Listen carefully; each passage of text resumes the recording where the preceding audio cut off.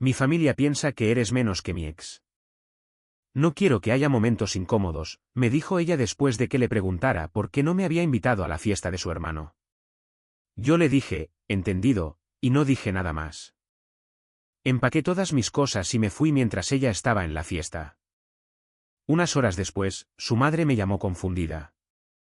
Mi familia piensa que eres inferior a Preston. Simplemente no quiero ninguna situación incómoda en la fiesta. Eso es todo. Sin disculpas, sin titubear. Solo esa entrega plana y práctica, como si me estuviera diciendo que el pronóstico anunciaba lluvia y que probablemente debería coger un paraguas al salir. Yo estaba de pie en nuestra cocina, la cocina que pagué en la casa que compré en el barrio de Nashville que ella había elegido personalmente. Y mi esposa de 4 años acababa de informarme que su familia me consideraba inferior a su exnovio. Y la razón por la que compartía esto no era culpa, ni vergüenza, era logística. No quería situaciones incómodas en la fiesta de cumpleaños de su hermano. Dije, entendido. 2 sílabas. Eso fue todo lo que obtuvo de mí. Ella esperó. Creo que esperaba algo más. Una pregunta, tal vez una discusión, una súplica, alguna versión de, ¿qué quieres decir? Soy un cirujano ortopédico. He construido una carrera desde la nada.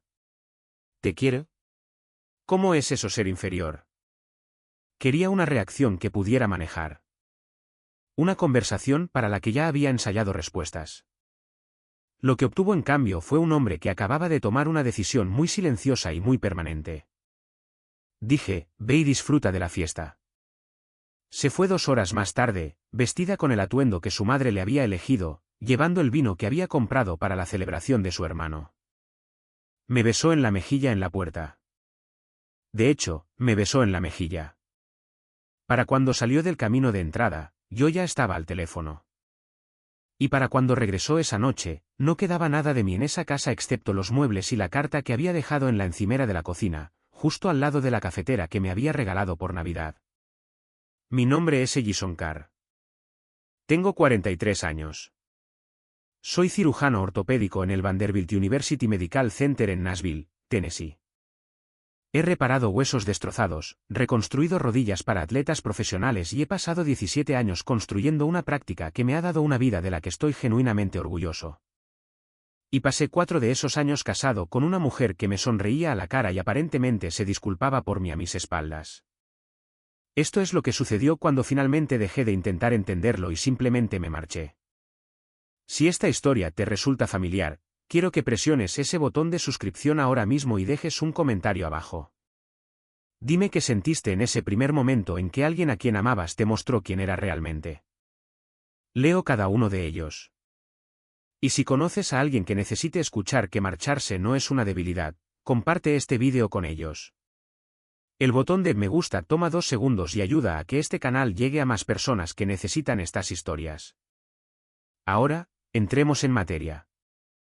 Necesito volver al principio porque el principio importa. No en el sentido en que la gente suele decirlo, no en el sentido de una historia de amor, sino porque el principio es donde pasé por alto todas las señales. Y yo era un diagnosticador entrenado.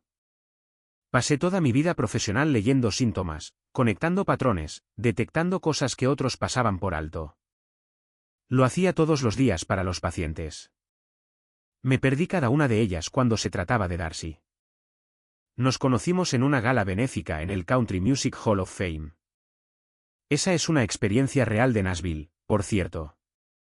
Trajes y sombreros Stetson y barras libres a $800 el plato. Yo estaba allí con un colega del hospital que había comprado una mesa. Darcy estaba allí con un grupo de mujeres de su firma de marketing.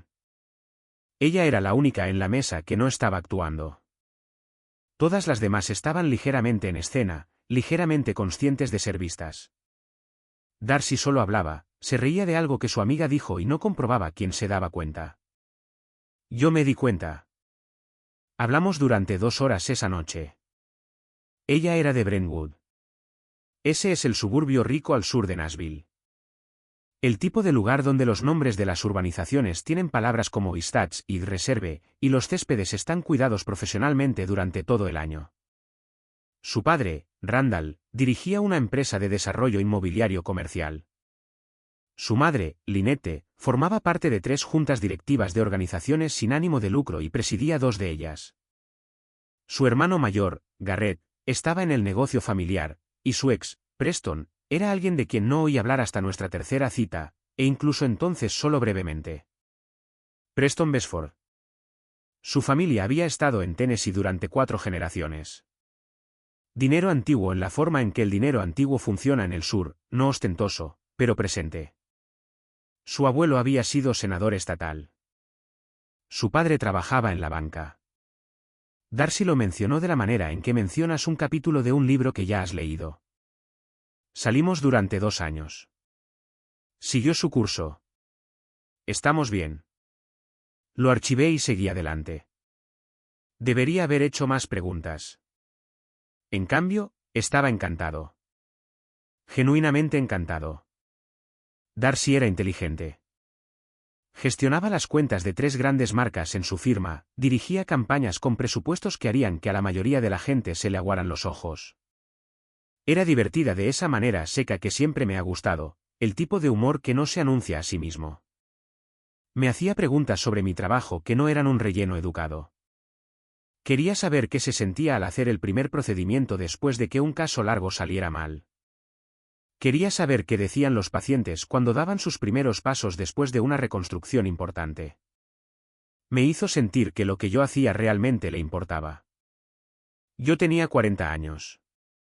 Me había divorciado una vez antes, un matrimonio corto a mis 30 y pocos años que terminó sin hijos y sin amargura, solo 2 personas que habían crecido en direcciones diferentes.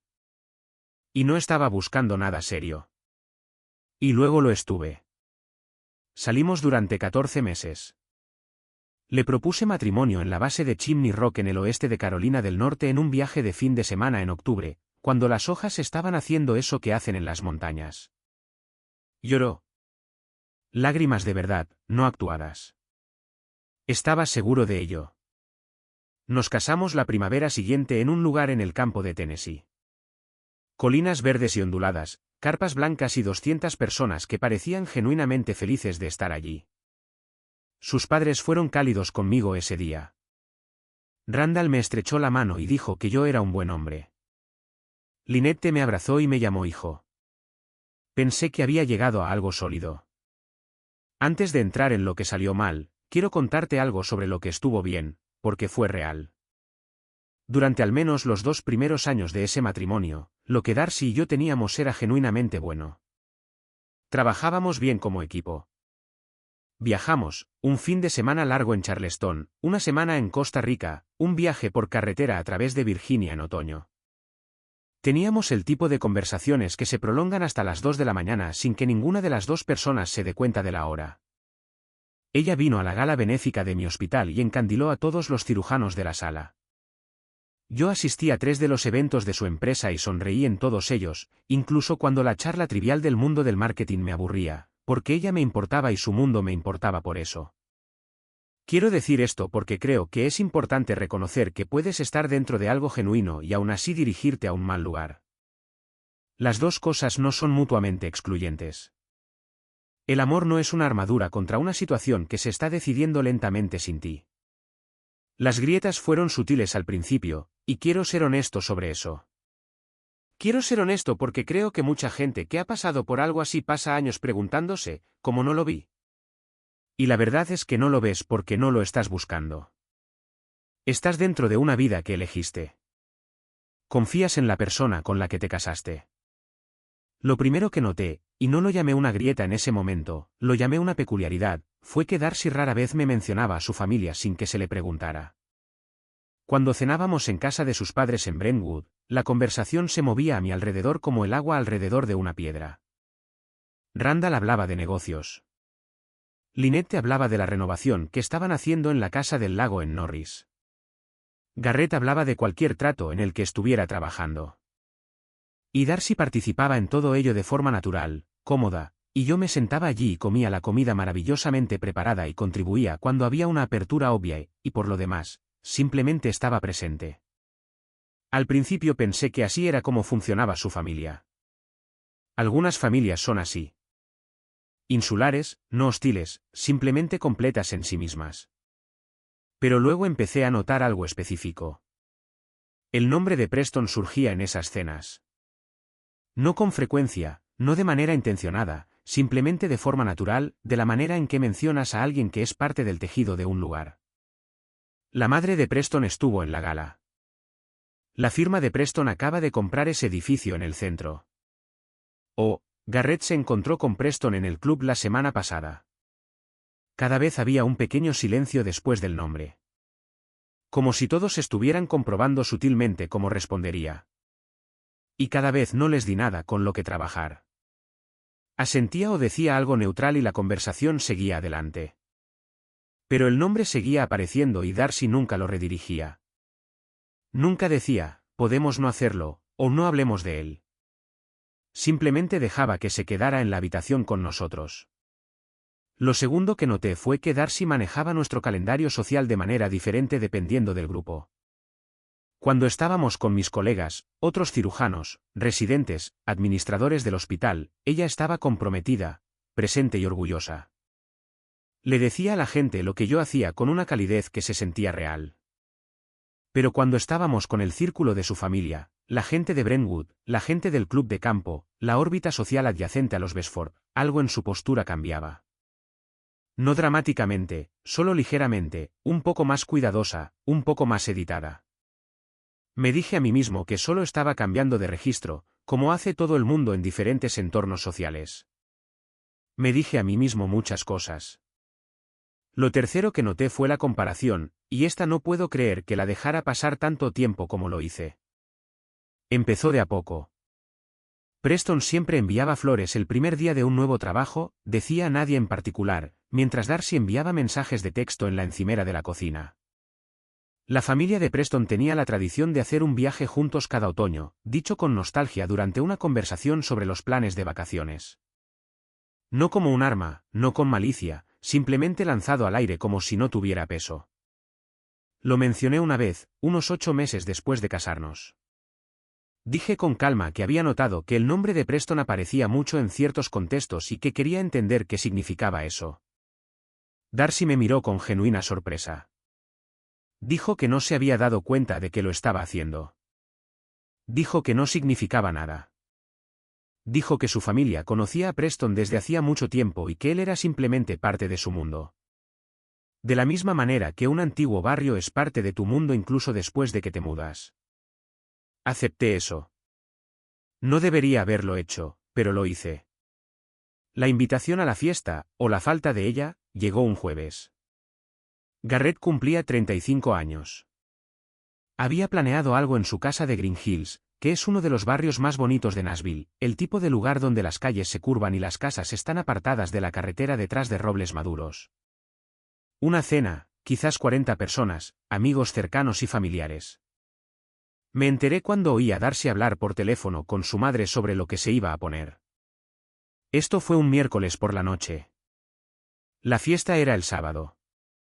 En la cena, lo mencioné. Dije algo ligero. Parece que la fiesta de Garrett es este fin de semana. ¿Hacemos algo antes? Darcy dejó el tenedor. Esa pequeña pausa, del tipo que solo dura un segundo pero que contiene una conversación completa en su interior. Ella dijo, iba a hablar contigo sobre eso.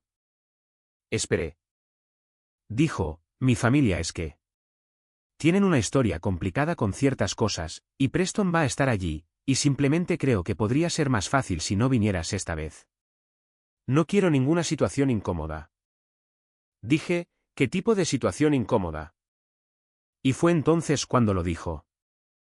Las palabras que he reproducido más veces de las que puedo contar desde esa noche. No tropezó con ellas. No las susurró. Simplemente las dijo. De la manera en que dices algo que has estado llevando contigo y finalmente te cansaste de sostener. Mi familia piensa que eres un paso por debajo de Preston. Simplemente no quiero ninguna situación incómoda en la fiesta. La cocina quedó muy silenciosa después de eso. Podía oír el zumbido del refrigerador. Podía oír un coche moviéndose lentamente por nuestra calle afuera. Podía oírme a mí mismo respirando, constante y uniforme, de la manera en que respiro en una cirugía complicada cuando necesito que mis manos estén quietas. Dije, entendido. Ella pareció casi aliviada, como si la parte difícil hubiera terminado, como si se hubiera estado preparando para una pelea y estuviera agradecida de que no se la fuera a dar. Dijo, sabía que lo entenderías. Siempre eres tan racional con las cosas. Dije, ve y disfruta de la fiesta. Y luego me quedé sentado en esa mesa de la cocina durante mucho tiempo después de que ella subiera a empezar a planear su atuendo, y pensé en lo que me acababa de decir. No que no le gustara a su familia. A las familias de las personas no siempre les gustan las personas con las que se casan sus hijos. Eso es ordinario. Eso es humano. Lo que me había dicho era algo diferente. Me había dicho que había estado llevando esta evaluación, que yo era un paso por debajo, y no la había rebatido. No me había dicho que había discutido con su familia en mi nombre. No había dicho están equivocados, y se lo he dicho. Había dicho que no quería situaciones incómodas, lo que significaba que había aceptado su juicio, lo que significaba que en algún lugar, en algún rincón silencioso de ella, estaba de acuerdo con ello, o al menos no estaba en desacuerdo lo suficientemente fuerte como para que importara. 4 años de matrimonio, y la medida de un hombre en esa casa era si superaba un listón puesto por un hombre cuyo abuelo fue senador. Subí las escaleras. Darcy estaba en el baño. Me duché en el baño de invitados, lo que casi nunca hacía. Me fui a la cama en la habitación de invitados, lo que nunca había hecho. Me quedé allí tumbado en la oscuridad y tomé mi decisión. El viernes, estaba en el quirófano a las 6:30 de la mañana. 3 cirugías, una tras otra, el tipo de día que no te permite ser otra cosa que no sea exactamente presente. Reconstrucción femoral en un hombre de 60 años que había estado sufriendo durante años, un jugador de fútbol universitario, de 21 años, ligamento cruzado anterior y menisco, una mujer de unos 50 años con una cadera muy deteriorada que había estado esperando 18 meses para esta cita. Cuando haces lo que yo hago, no puedes estar en ningún otro lugar. No puedes estar en tu matrimonio fallido. No puedes estar pensando en cenas en Green Hills. Estás en ese cuerpo arreglando esa cosa específica. Y cuando sale bien, no hay nada más en el mundo que se sienta así. Terminé mi última cirugía a las 4:15. Me duché en la sala de médicos, me cambié a ropa de calle y conduje a casa. Darcy se estaba preparando. Había puesto su atuendo sobre la cama. Podía verlo a través de la puerta del dormitorio mientras pasaba, y ella estaba en su tocador maquillándose. Gritó, hay restos de pasta en la nevera si tienes hambre. Como si eso fuera suficiente, como si eso fuera lo apropiado para ofrecer a un hombre al que le habías dicho el día anterior que tu familia lo consideraba inferior. Dije, gracias. Entré en mi estudio y llamé a 2 personas. El primero fue mi abogado, no un abogado de divorcios, todavía no, sino un amigo que era socio de un bufete en el centro y en quien confiaba completamente. Le conté en términos generales lo que estaba pasando y le pregunté qué necesitaba saber antes de tomar cualquier decisión. Me habló durante 30 minutos, tranquilo y metódico. Y cuando colgamos, tenía una imagen mucho más clara de mi situación. La segunda llamada fue a mi amigo Wabely, que es contratista general y una de las mejores personas que conozco. Le dije que necesitaba que me abriera un almacén y algo de ayuda para mover cosas rápida y silenciosamente. Wabely no hizo ni una sola pregunta innecesaria. Dijo, envíame la dirección por mensaje de texto. Llevaré el camión. Darcy vino a la puerta de mi estudio para despedirse alrededor de las 7. Se veía hermosa. Siempre se veía hermosa. Dijo, no me esperes despierto. Estas cosas suelen terminar tarde. Dije, no lo haré. ¿Se fue? Wabely llegó 20 minutos después. Trabajamos rápido. No soy por naturaleza un hombre sentimental cuando se trata de objetos. Sé lo que me importa, y cogí esas cosas. Mis libros, no todos, solo los que tenía desde la Facultad de Medicina, los que había llevado de apartamento en apartamento durante la residencia. La fotografía de mis padres que estaba en la estantería del estudio. El reloj que mi padre me dio cuando conseguí mi residencia de cirugía. Un simple Tag Heuer. Nada extravagante, pero el objeto más importante que poseo. Mi ropa, mi equipo médico, mi portátil y el disco duro externo con 17 años de registros financieros y documentos profesionales. Todo lo que había traído al matrimonio, lo saqué de él. Nada que fuera nuestro. Nada que pudiera ser impugnado. Nada que le diera a nadie la munición para decir que estaba tomando algo que no era mío. Wabeli cargó el camión con la eficiencia silenciosa de un hombre que ha movido muchas cosas en su vida y entiende que a veces solo necesitas moverte. Lo hicimos en 2 horas.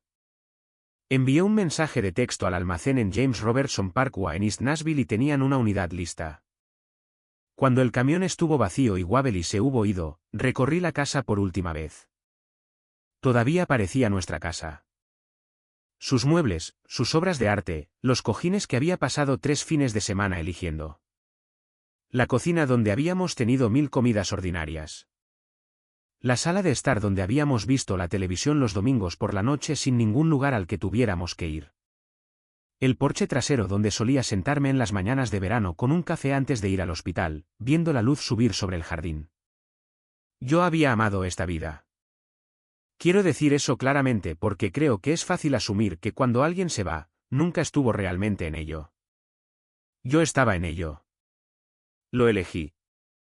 Luché por ello de la manera silenciosa y diaria en que se lucha por un matrimonio, presentándose, estando presente, trabajando para ser el tipo de pareja que mejora la vida de alguien. Pero no puedes luchar por algo por tu cuenta. Y no puedes luchar por algo en un hogar donde la batalla ya se decidió antes de que entraras por la puerta. Escribí la carta en una sola hoja de papel, a mano, en la encimera de la cocina donde todo esto había comenzado. No la escribí con ira. Quiero ser muy claro al respecto. La escribí con la misma firmeza que aporto a todo lo que importa. Darcy, he pensado cuidadosamente en lo que dijiste anoche. Me dijiste que tu familia me considera inferior a tu exmarido y que no querías llevarme a la fiesta de tu hermano para evitar situaciones incómodas. No me dijiste que estaban equivocados. No me dijiste que me habías defendido. Me dijiste que querías evitar situaciones incómodas, lo que significa que has decidido que su juicio es algo que hay que manejar en lugar de algo que hay que rechazar. Ahora entiendo que he pasado 4 años tratando de ganarme un asiento en una mesa que nunca se me iba a ofrecer en mis propios términos. No estoy dispuesto a pasar los próximos 40 años haciendo lo mismo. Espero que encuentres lo que estás buscando. Lo digo de verdad. Ellison. Dejé la carta junto a la cafetera. Dejé la llave de mi casa encima. Conduje hasta el apartamento de corta estancia que había reservado esa tarde, una unidad amueblada en Germantown, el barrio justo al norte del centro de Nashville, lo suficientemente cerca del hospital como para poder ir andando con buen tiempo. Me senté en el borde de la cama en ese apartamento vacío y no me sentí como un hombre que acababa de destruir su vida. Me sentí como un hombre que acababa de ser honesto por primera vez en mucho tiempo sobre cómo era realmente su vida. Su madre llamó a las 11:14 de esa noche. Sé la hora porque todavía estaba despierto leyendo y vi el nombre de Lynette aparecer en mi teléfono. Casi no respondí. Y luego pensé, no, responderé porque sea lo que sea esto, prefiero enfrentarlo directamente que dejarlo pendiente. Dije, hola, Lynette. Hubo una pausa. Luego, Ellison, Darcy acaba de llamarme. ¿Ella? Llegó a casa y no estás allí. Dijo que tus cosas no están. Un momento. ¿Qué pasó? Dije, creo que probablemente sabes lo que pasó. Otra pausa, esta vez más larga. Podía oír voces de fondo. La fiesta probablemente terminando. O tal vez Lynette había salido para hacer esta llamada. Dijo, Darcy me contó lo que te dijo. Dije, de acuerdo. Dijo, quiero que sepas que eso no fue. Que no es así como me siento acerca de ti. Randall y yo siempre hemos tenido una opinión muy alta de ti, Ellison. Eres un buen hombre. Dije, te lo agradezco, Lynette. Y lo decía en serio. Lynette siempre había sido amable conmigo de la manera en que ciertas personas son amables, no cálidamente, no personalmente, sino correctamente. Sin embargo, necesito preguntarte algo. Ella dijo, está bien. Dije, ¿Alguien de tu familia le ha dicho alguna vez a Darcy o a alguien más que pensaban que yo no era lo suficientemente bueno? ¿Que era un paso por debajo de Preston? La pausa esta vez fue la más larga de todas. No dijo que sí, pero tampoco dijo que no. Lo que dijo fue, las familias tienen sentimientos complicados cuando... Y la dejé terminar la frase porque quería escuchar a dónde iba a llegar. Y dijo, cuando alguien a quien aman toma una decisión que les sorprende. Dije, ya veo. Ella dijo, Ellison, por favor, no hagas nada permanente. Dale a Darcy la oportunidad de explicarse. ¿Te quiere? Dije, Lynette, no estoy enfadado con Darcy. No estoy enfadado con nadie. Solo necesitaba ser honesto sobre con qué podía vivir. Le agradecí por llamar. Le dije que esperaba que el resto de la fiesta fuera bien. Y terminé la llamada. Mi teléfono vibró 12 veces más esa noche. Darcy enviando mensajes de texto. Leí cada uno. Los 3 primeros eran variaciones de ¿dónde estás? Llámame. El cuarto fue no entiendo qué pasó. El quinto fue lo siento. No lo dije de la manera que sonó. Del sexto al noveno fueron más de lo mismo. Disculpas que en realidad eran explicaciones. Explicaciones que en realidad eran justificaciones. Mi familia es simplemente tradicional. Preston los conoce desde hace años. No es una comparación justa. ¿Te quiero? Eso es lo que importa. El 10º fue, esto es una reacción exagerada. El 11º fue, por favor, vuelve a casa. El 12º fue, necesito que me llames. No llamé. Apagué la luz y dormí mejor de lo que había dormido en meses. Durante la semana siguiente, aprendí algo importante sobre mí mismo. Soy una persona que procesa trabajando. Fui al hospital todas las mañanas. Hice mis rondas. Vi a mis pacientes. Operé. Y en algún momento a mediados de esa semana, me di cuenta de que la pesadez que había estado cargando durante el último año o 2, esa sensación de fondo de bajo nivel de no ser del todo suficiente, de no encajar del todo, de no aterrizar del todo, se había levantado. No supe hasta que se fue cuánto peso había estado cargando. Darcy se puso en contacto todos los días. Primero mensajes de texto, luego llamadas, luego un largo correo electrónico que claramente había pasado un tiempo considerable escribiendo.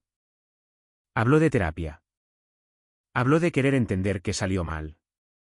Habló de las formas en que me había fallado y de lo arrepentida que estaba. Lo leí todo. Quiero decir eso porque importa. No la ignoré. No la bloqueé. Leí cada palabra que envió. Pero noté algo en la lectura que me dijo todo lo que necesitaba saber. En nada de ello dijo mi familia estaba equivocada. Dijo que lamentaba cómo lo había comunicado. Dijo que debería haberlo manejado de manera diferente. Dijo que no había tenido la intención de herirme. Pero nunca dijo no tenían derecho a juzgarte de esa manera. Estaban equivocados. Debería habérselo dicho inmediatamente y no lo hice. Y estoy avergonzada de eso. Esa ausencia fue una respuesta. Su padre me llamó 12 días después de que me fui. Randall es un hombre de negocios y la llamada tuvo la textura de una negociación. Dijo que me respetaba. Dijo que Darcy estaba devastada. Dijo que las familias pasan por momentos difíciles y que esperaba que no tomara una decisión permanente basada en una conversación difícil. Dije, Randall, quiero hacerte una pregunta directa. Dijo, está bien. Dije, ¿crees que soy un paso por debajo de Preston Westford? Dijo, y le doy crédito por esto al menos, dijo, creo que eres un tipo de hombre diferente. Creo que nuestra familia tiene un cierto tipo de historia con ciertos tipos de personas.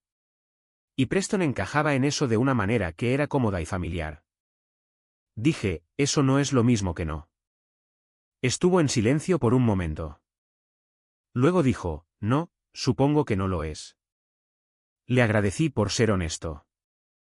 Le dije que lo respetaba por ello, y le dije que pensaba que este capítulo en particular estaba cerrado. Garrett se puso en contacto, lo que me sorprendió. Nunca habíamos sido particularmente cercanos. agradables en eventos familiares, nada más. Pero me envió un mensaje de texto unas 3 semanas después de que todo sucediera, y su mensaje no fue lo que esperaba. Dijo: quiero que sepas que la fiesta no fue idea mía. Mi madre y Darcy lo decidieron entre ellas. No supe que no estabas invitado hasta esa noche, y quiero que sepas que le dije algo a mi madre al respecto porque lo que pasó no estuvo bien. Le respondí por mensaje de texto: te lo agradezco, Garrett. Lo digo en serio. Él respondió: ella te quiere, por si sirve de algo. Solo ha estado tratando de ser 2 cosas a la vez durante mucho tiempo, y nunca ha descubierto cómo ponerlas en el orden correcto. Pensé en eso durante mucho tiempo. 2 cosas a la vez. Una esposa que me amaba, una hija que necesitaba la aprobación de su familia. Y cuando llegó el momento en que tuvo que elegir cuál venía primero, eligió la que no le costó nada. No digo eso con amargura. Lo digo como un hecho porque es la única forma honesta que conozco de verlo. El divorcio no fue limpio porque los divorcios nunca lo son. Pero tampoco fue dramático. Tuvimos un mediador. Tuvimos abogados separados. Dividimos las cosas de manera justa y sin crueldad. La casa se puso en el mercado y se vendió en 3 semanas. Los bienes raíces de Nashville no se detienen por mucho tiempo. Dividimos las ganancias según lo que cada uno de nosotros había contribuido. Darcy lloró en la última sesión de mediación. Lágrimas de verdad, las mismas lágrimas que había llorado cuando le propuse matrimonio en ese mirador rocoso en octubre con las hojas ardiendo en naranja y rojo a nuestro alrededor. Yo no lloré, no porque no sintiera nada, sino porque ya había hecho mi duelo en esas primeras semanas en el apartamento de Germantown, en silencio, solo, de la manera en que siempre he procesado las cosas difíciles. Cuando terminó, salí de la oficina del mediador en Church Street en el centro de Nashville a uno de esos días de febrero que Nashville hace ocasionalmente. Lo suficientemente frío como para ver tu aliento, pero con un cielo tan azul que casi duele. Me quedé en la acera por un momento y sentí lo mismo que había sentido la noche que me fui. No alivio exactamente, algo más silencioso que eso. La paz específica de una persona que finalmente ha dejado de fingir. Mi colega del hospital, la que me había invitado a la gala donde conocí a Darcy, me preguntó unos meses después cómo estaba. No de la manera de conversación educada, de la manera real, de la manera en que la gente pregunta cuando realmente quiere saber. Le dije la verdad. Dije: mejor de lo que esperaba. Honestamente, mejor. Ella dijo: ¿qué extrañas? Lo pensé. La idea de la vida, dije, no la vida en sí. Ella asintió como si entendiera. Ha estado casada durante 20 años con un hombre que claramente la adora, y creo que entendió la distinción más profundamente de lo que pretendía. Hay una versión de mi matrimonio que existía en mi cabeza. La versión que estaba construyendo, las vacaciones familiares y las mañanas de domingo y los años acumulándose en algo sólido. Amaba esa versión. Lloré esa versión. Pero la versión que realmente estaba sucediendo, las cenas donde me sentaba como un visitante educado, el nombre que seguía apareciendo en la mesa como un fantasma, la fiesta a la que no fui invitado, la evaluación aceptada en silencio y nunca rebatida, esa versión no la extraño. Ni por un día. Ni por una hora. Quiero decir algo a quien quiera que esté escuchando esto y reconozca algo en esta historia. Tal vez son las comparaciones. Tal vez es la familia que nunca te aceptó del todo. Tal vez es la pareja que te ama en privado pero no puede defenderte en público. Tal vez es la explicación que pretendía ser razonable pero que aterrizó como un veredicto. Esto es lo que sé. Tu valor no se determina por cómo te mides con la historia de otra persona. No lo establecen los estándares de una familia que conoció a alguien más primero. No se ajusta por cuán antiguo es el dinero o cuánto tiempo ha estado el nombre en un condado. Soy un cirujano ortopédico. Reparo los huesos que permiten a las personas caminar, correr, cargar a sus hijos, vivir sus vidas. Eso es lo que hago. Eso es lo que he construido. Y me tomó demasiado tiempo dejar de disculparme silenciosamente conmigo mismo de la manera en que te disculpas cuando aceptas el marco de otra persona por el hecho de que lo construí de manera diferente a como ciertas personas esperaban. No tienes que ganarte tu lugar en una habitación siendo otra persona. No tienes que competir con un fantasma. No tienes que quedarte en una casa donde los términos de tu pertenencia ya se han establecido sin tu participación. En el momento en que Darcy me dijo que su familia me consideraba inferior, la elección que hizo no fue sobre una fiesta. Fue sobre qué versión de sí misma iba a aparecer, qué lealtad iba a tener prioridad, qué cosa estaba dispuesta a defender. Ella tomó su decisión. La respeto incluso ahora, de la manera en que respetas una decisión que te hirió cuando entiendes que fue tomada honestamente. Y yo tomé la mía. Ahora vivo en Germantown, en un apartamento de 2 habitaciones con ventanas que dan al oeste, hacia el río Cumberland. El sol se pone sobre esa agua por las tardes de una manera que es legítimamente algo. Como donde quiero comer. Trabajo las horas que mis pacientes necesitan. Tengo mis amigos, mis colegas, mis rutinas, mi vida. El otoño pasado, me tomé una semana libre por primera vez en 4 años y conduje solo por las montañas humeantes. Me alojé en una cabaña en las afueras de Gatlinburg durante 3 noches. Hice una caminata por el sendero de la cueva de Alum y me senté en una roca sobre las nubes, comí una barra de granola y no pensé en nada en particular durante aproximadamente 1 hora. Fue la mejor semana que puedo recordar en los últimos años. No soy un hombre que haya renunciado al amor. Soy un hombre que ha llegado a tener muy claro cómo es realmente, lo que cuesta y lo que ofrece, lo que te pide en público y no solo en privado. No tengo prisa. Tengo mucho tiempo. La última vez que hablé con Darcy fue 8 meses después de que se finalizara el divorcio. Me llamó un martes por la noche, en realidad. Lo recuerdo porque estaba preparando los historiales para la mañana siguiente. Dijo que había estado pensando en llamar durante un tiempo. Dijo que lo sentía. No de la manera de la mediación, no de la manera del mensaje de texto a medianoche. En voz baja, claramente. Siento lo que dije y siento lo que significaba. Merecías algo mejor. Dije, gracias, Darcy. Ella dijo, he estado en terapia. He estado tratando de entender cómo pude amarte y aún así dejar que eso sucediera. Dije, creo que me amabas tanto como pudiste en ese momento. No creo que seas una mala persona. Ella dijo, eso es más generoso de lo que probablemente merezco. Dije, tal vez, pero es honesto.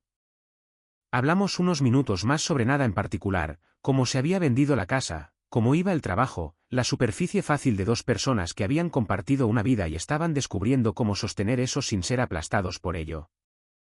Antes de colgar, dijo, espero que encuentres lo que estás buscando. Casi me reí, no con malicia, solo porque le había dicho casi exactamente lo mismo en la carta que le dejé en la encimera de la cocina. Dije, creo que ya lo he hecho. Lo estoy encontrando un poco más cada día. Y eso es cierto. Eso es simple, honesta y completamente cierto. Bien, hablemos en serio por un segundo. Lo que me llama la atención de historias como la de Ellison no es la cena o el drama con la suegra. Es cuánto tiempo la gente buena se queda callada ante una falta de respeto porque no quieren armar un escándalo. Y, sinceramente, lo entiendo. Nadie quiere ser el difícil. Pero hay una diferencia entre ser paciente y aceptar lentamente que te traten como si fueras menos. En el segundo en que te das cuenta de que estás gestionando la comodidad de otra persona con tu propio dolor, ese es el momento de prestar atención. No necesitas una salida dramática para tener respeto propio. A veces, es simplemente decidir en silencio que ya has terminado. De todos modos, déjenme saber en los comentarios si alguna vez han tenido un momento como ese momento de entendido, en el que simplemente lo supieron.